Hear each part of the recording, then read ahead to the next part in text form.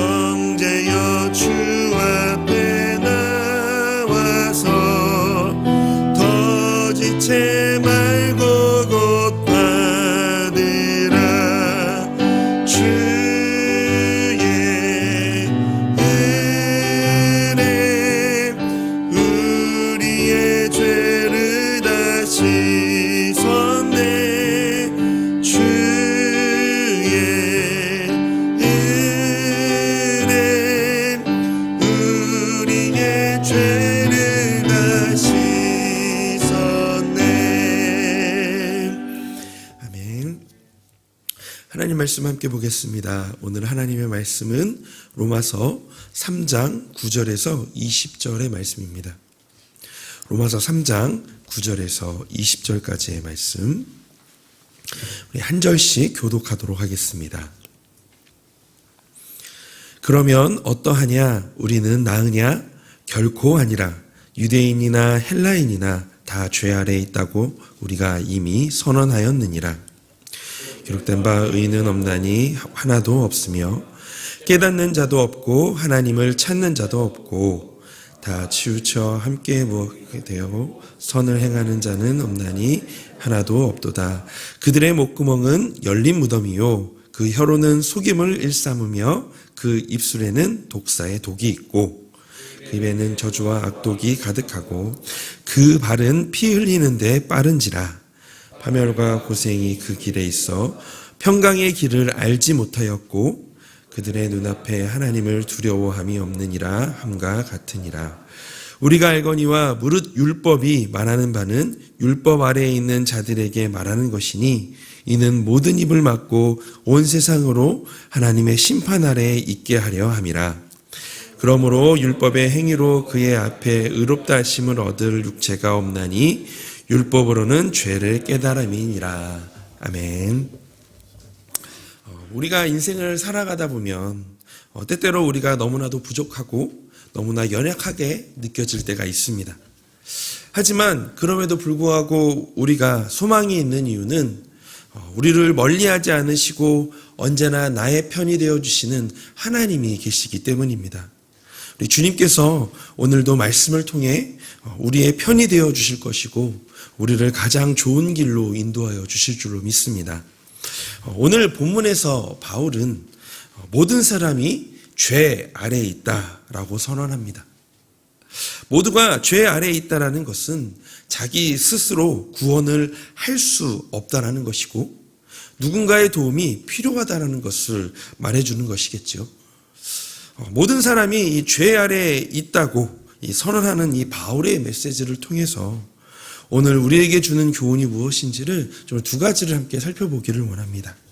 우리 첫 번째는 하나님이 주신 이웃이라는 이 거울로 자신을 돌아보라라는 것입니다. 바울은 이 로마서 2장에서 남을 판단하는 사람아 라고 시작하며 유대인들의 위선과 형식적인 그들의 삶의 모습을 지적하였습니다. 그런데 저는 이 2장을 묵상하면서 남을 판단하지 말라라고 했던 바울을 보며 아니 다른 사람에게 남을 판단하지 말라라고 얘기하는데 바울도 똑같이 지적하고 있네 라고 그렇게 좀 생각을 하게 됐던 것 같습니다. 그런데 이 바울은 이 오늘 본문에서 이 자신과 우리에 해당되는 이 로마서를 읽는 이 모든 독자들에게 묻습니다. 우리는 나으냐라고요. 그러면 왜 바울은 먼저 다른 사람의 문제점을 지적하고 나서 이 자신의 문제를 거론하였을까요?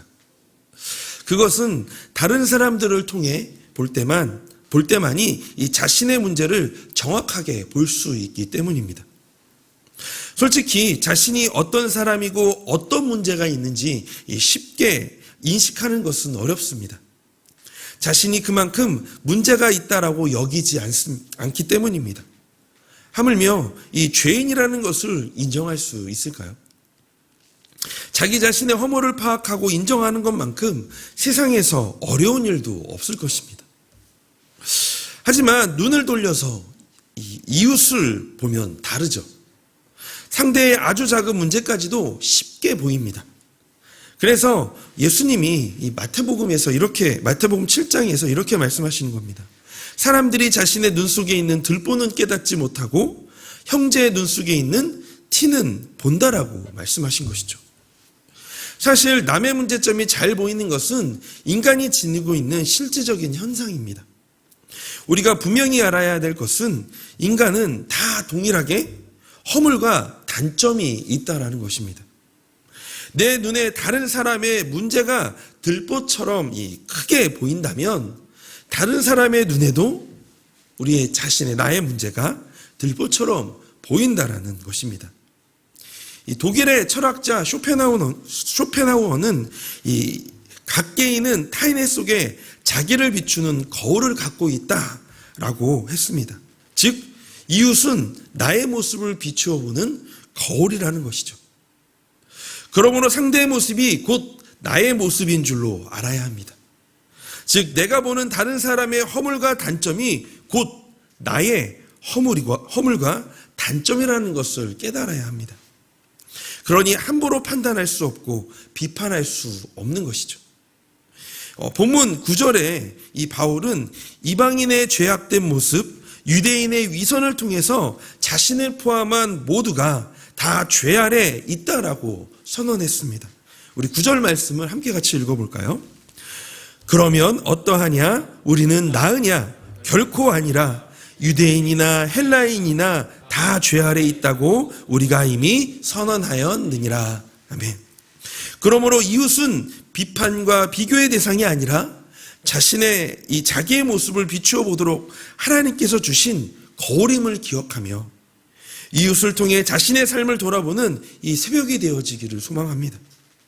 아, 나에게도 저런 모습이 있지. 아, 나에게도 이런 이기적인 모습이 있는데, 이런 욕심이 나에게도 있는데, 저만큼 이기적인데, 이렇게 좀 우리의 모습을 좀 돌아보는 이 시간이 되었으면 좋겠습니다. 그래서 자기 자신이 선한 것이 하나도 없는 존재임을 인정하고 이 하나님의 은혜로운 변화의 손길을 경험하도록 간구하시기를 주님의 이름으로 소망합니다. 두 번째로 오늘 우리에게 주시는 교훈은요. 두 번째는 당신은 하나님의 은혜가 필요하다라는 겁니다. 율법은 우리에게 어떤 기능을 할까요? 20절에서 바울은 율법의 중요한 기능을 말해주고 있습니다. 20절 말씀입니다. 이 말씀 함께 같이 읽어보겠습니다. 그러므로 율법의 행위로 그의 앞에 의롭다 하심을 얻을 육체가 없나니 율법으로는 죄를 깨달음이니라. 아멘. 율법은 우리가 죄인이라는 것을 깨닫게 해줍니다. 바울은 이 유대인들에게 이 점을 유난히 강조합니다. 이유는 유대인들이 이 점을 잘 몰랐기 때문입니다.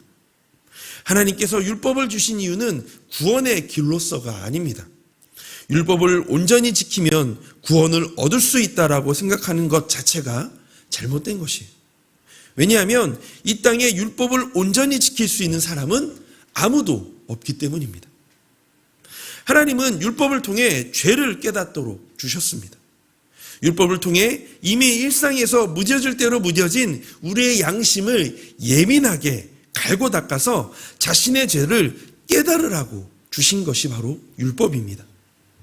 그래서 바울은요, 로마서 7장 7절에 이렇게 말씀하고 있습니다. 그런즉 무슨 말을 하리요? 율법이 죄냐? 그럴 수 없느니라.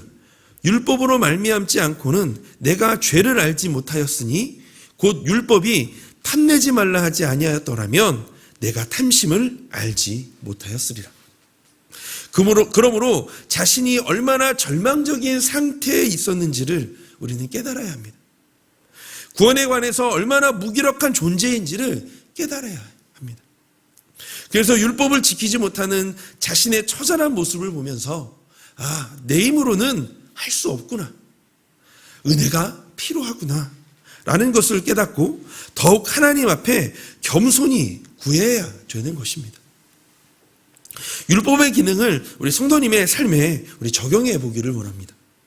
우리가 일상에서 말씀대로 살지 못하는 것, 이 말씀에 순종하며 살아내려고 늘 몸부림치지만 그 한계를 느끼는 것. 그래서 때로는 그런 자신을 자책하고 정죄하기도 하지요. 나는 안 되는가 보다 라면서요. 또 반대로 나는 잘 살고 있는데 그렇게 생각하는 것. 아무것도 필요할 것이 없는데 나는 정말 지금 잘 살고 있고 잘 신앙생활하고 있는데 이 정도면 충분한데 라고 우리가 이렇게 생각하는 것. 하지만 우리는 그 감정과 자책에 때로는 그런 자만에 머물러 있으면 안 됩니다. 율법의 기능을 다시 한번 살펴보시기를 원합니다. 죄를 깨닫게 해준다는 것은 결국 나를 건져주시고 나의 손을 잡아줄 누군가가 필요하다는 것이죠. 즉 하나님의 은혜가 내 삶에 날마다 필요하다는 것을 말해줍니다. 이처럼 오늘도 저와 우리 성도님의 삶에 하나님의 은혜가 필요하다는 사실을 우리 날마다 인식해야 합니다. 은혜 아니면 살아갈 수 없습니다. 하나님의 인도하심과 은혜가 없다면 내 삶은 절망의 연속일 뿐입니다. 그러므로 오늘도 이 하루의 은혜를 구하며 시작하기를 원합니다. 하나님이 아니면 아무 가망이 없는 인생임을 고백하기를 원합니다. 그래서 하나님의 은혜만 의지하여 오늘도 살게 해달라고 간구하시는 이 새벽의 시간이 되기를 주님의 이름으로 소망합니다. 그래서 이 시간 말씀을 기억하면서 우리 함께 기도하기를 원합니다. 첫 번째는요, 하나님 우리 오늘도 우리에게 은혜가 필요합니다 라는 마음으로 하나님의 은혜만 의지하여 오늘을 살게 하여 주시옵소서라고 기도하는 이 시간이 되기를 원합니다. 두 번째는 오늘 만나는 여러 만남들을 통해서 우리의 삶을 돌아보게 하여 주시고 변화의 손길을 경험하는 오늘 하루가 되게 하여 달라고 기도하기를 원합니다. 우리 세 번째로 교회를 위해서 기도했을 때 오늘은 다음 세대인 유아 유치부를 위해서 함께 같이 기도해 주시기를 원합니다. 우리 하나님 앞에 바로 서는 먼저 우리 교사 선생님들이 되게 하시고 또 그 받은 은혜를 우리 아이들에게 나누는 우리 공동체가 되게 하여 달라고 우리 세 가지를 놓고 함께 기도하도록 하겠습니다. 하나님, 이 시간 기도합니다. 하나님, 오늘 이 말씀을 통해서 하나님 우리의 자신을 돌아보게 되어집니다. 하나님, 우리가 얼마나 하나님의 은혜가 필요한 존재인지, 하나님 우리가 얼마나 죄 안에 있는 존재인지, 그래서 하나님을 찾지 않는다면, 하나님의 은혜가 없다면 우리는 어떤 것도 할 수 없는 존재인지를 하나님 우리가 다시 한번 이 말씀을 통해서 되돌아보게 되어집니다. 하나님, 특별히 하나님 우리 다른 상대방을 보며 이웃을 보면서 우리의 자신을 돌아보는 오늘 하루가 되게 하여 주시옵소서. 남을 판단하고 남을 비판하고 남에게 잣대를 비교하는 것이 아니라 나를 보고 하나님 내가 얼마나 그렇게 죄 아래 있는 존재인지를 깨달으며 하나님께 은혜를 구하고 그 변화를 구하는 하나님 그런 오늘 하루가 되게 하여 주시옵소서. 또한 기도하는 것은 하나님 오늘도 그 하나님의 은혜가 필요합니다. 우리가 얼마나 그 하나님의 은혜가 필요한 존재인지 하나님 오늘 이 시간 깨닫게 하여 주시고 매일매일 순간순간마다 하나님의 은혜를 구하며 하나님의 도우심을 구하며 그 하나님이 내 편에 서서 하나님 우리를 인도하신다는 것을 기억하고 신뢰하며 나아가는 오늘 하루가 되게 하여 주시옵소서. 하나님 오늘도 그 하나님을 의지하며 나아가기를 원합니다. 하나님의 그 은혜를 구하며 나아가기를 소망합니다. 하나님 우리 안에 하나님 역사하여 주시옵소서. 하나님 이끌어 주실 줄로 믿습니다.